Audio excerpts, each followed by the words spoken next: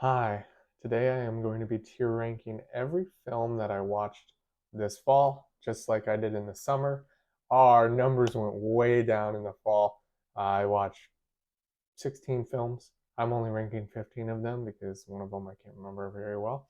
And there is probably like 25 that I watched during the summer, so fall watching very much lower.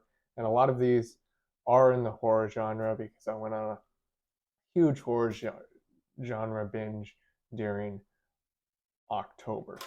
First, we are looking at here A Nightmare on Elm Street. And I'm going to put this film in the good category. It's a classic horror film for a reason. Very typical yet interesting plot when a teenager whose dreams are invaded by Fred Krueger, a serial killer of sorts in the dream world. And again, just a pretty interesting film altogether, a pretty classic film altogether. And so for that reason, we go into good, although to me, nothing stands out about it. And then we're looking at The Black Phone. And this film is the only film I'm going to put into trash in this video. It's a story about a kid who is taken by a serial killer and left alone in his basement with only a mattress and a disconnected black phone. It is a kind of interesting idea, but not well done. Many of the characters are not convincing, and the villain is hardly looked at, hardly drawn upon. A lot of films will really go into the psyche of the serial killer. We'll get to understand a little bit more about why they're doing it, and they don't really do too much of that in this film. And then Final Destination was a fun watch. I watched it with several of my friends, and that's a fun movie. But I definitely don't think it reaches the good tier. It almost does. It is about a group of kids who get off a plane at the last minute for their class trip, their senior trip to France, and they end up avoiding death because uh, that plane ends up blowing up in the air, and one of the kids actually had a vision of this happening, so he kind of knew it was going to happen. But since they've avoided this death, death is coming for them all in the order in which they sat on the plane. So maybe I'm spoiling a little too much here, but it's an interesting film for sure. Oxon is elite, if not anything else. This is a 1922 Swedish silent film. I did not expect too much going into it. It's a documentary about witches and mostly about like the witch trials and witch hunts and such. And it has a really interesting discussion on mental health in there. So I definitely recommend watching it. Last Night in Soho is a pretty solid film. I think I'm looking at my notes here, going to put this in the good category. It's about a college student from rural England who goes to college for design in the city in London, and they end up kind of moving into this old lady's apartment, and they start to see these kind of visions of this person from the 1960s, I believe, who is younger and is kind of more desirable person in terms of like that's who she wants to be, and she dreams of being this singer from the 1960s. So definitely an interesting film following that singer's story who happened to be a real person. I don't want to spoil too much, but a really good ending, and this director, I think is Edgar Wright, has done some really amazing phenomenal films. Spike Lee overdid himself with this one. Malcolm X is so good. I don't mean overdid himself with the message or anything. It's actually just an amazing film. Elite. I think I slid this into 31 on my 100 films. It is a biography of Malcolm X from his teenage years all the way up until he is assassinated, and really, really educational. And I believe that this would probably should be required watching for pretty much everyone who wants to learn about Malcolm X, about Black history. I think it's pretty overlooked, uh, and the stuff with the Nation of Islam and Malcolm X not taught as much in schools as Martin Luther King Jr. and some of the others, and civil rights leaders. And so Malcolm X, an essential part of American history, definitely should not be overlooked. And I think that film does a great job given a pretty educational, pretty informational. I'm sure there's some errors in there, as there are in all films that are based on true stories, but pretty informational, pretty accurate portrayal of his life. Margin Call, I'm not even sure. This is as mid as it gets. It's a movie about an investment bank in the early 2008 financial crisis. They say in the early hours, they're kind of one of the first ones to start selling off their assets, and it is pretty interesting. But from the 2008 financial crisis movies that I've watched, it's at the bottom of them in terms of quality. Some really big name actors in the movie, but other than that, not much in there, much there to speak for. Not a particularly convincing plot. Doesn't go dive too deep into any of the characters, and it really doesn't give much of a view of like the specifics of what company they are and stuff like that. Mississippi Grind is a pretty interesting movie about gambling addiction. And it's about an older man who meets a younger man. And the older man owes debts to everyone in this town, and he's addicted to gambling and such. And he he's kind of gets the money fronted to him to go down to Mississippi and to kind of go to this big high stakes poker game. And there's a bunch of highs and lows throughout the movie. They kind of win some, they lose some, etc., etc. But ultimately, a pretty interesting film, and I definitely think it's worth the watch, even though it definitely doesn't go into the elite category.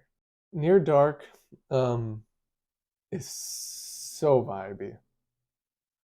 Um, it's a vampire romance meets Western noir. What not to like? A farm girl boy meets a girl and ends up turning being turned into a vampire by this girl, and has to kind of go with the group that she's in, is accepted into their group, at least kind of accepted. But what vampires do, especially as vampires, is they have to like kill humans for their blood, and he has a little bit too much of a moral compass for this. It's kind of hard for him being a vampire, and it's a really just kind of grunge like feel.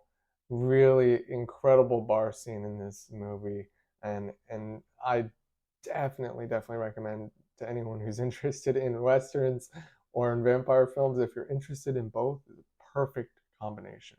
No Strings Attached is probably a background film.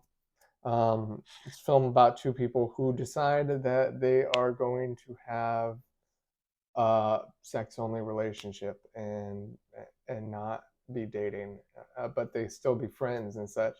So it's kind of a predictable ending and everything, and pretty predictable plot line. You'd imagine that this doesn't go well, that they end up kind of falling in love, and that's exactly what happens. Sorry to spoil the movie, but you don't need to watch it because there's no good reason to watch it. I don't know why I watched it, to be honest. Already a Brother is a pretty interesting movie in terms of just the cast alone. You know, Zoe Deschanel and Paul Rudd, and some pretty interesting, like kind of mid tier, not mid in terms of like their acting ability, but like sitcom actors, pretty much, a lot of them. And it's about Paul Rudd being kind of arrested for selling drugs to a cop. He's kind of framed. He's a hippie, and when he comes back, he's on parole and he has to live with a family member. And so his family's getting really annoyed at him because he's kind of just in the clouds, a little bit dumb. A very nice guy, not at all like a criminal. Obviously, at this time, they have weed is illegal. But being that not the case anymore, we can see how ridiculous this would be. But a pretty interesting movie, but nothing out of the ordinary, and it definitely falls into this common Hollywood trap where they will not sync or sit on any one scene long enough for you to become invested and involved in the scene, for you to really care about the characters and what's going on, etc. And it really does try and tackle too many different storylines at once. Seven, I kind of was debating between this good and this elite tier. Um, we're going to go ahead and throw it into good, but you could be making an argument that this is an elite film. David Fincher always doing his thing, always doing a good job, and this is incredible for those reasons. It's about two detectives played by Brad Pitt and Morgan Freeman, and they are investigating the string of murders that have to do with the seven deadly sins, hence the name Seven. And you know it it's has those David Fincher kind of dark feels to it, and it has the twists and turns that you would expect from this type of movie. So, but I don't think it's his best work either. Slumber Party Massacre is also a really good movie. It's a fun movie about, some high school girls who, are at a slumber party together and are kind of being picked off, killed one by one by this crazy murderer.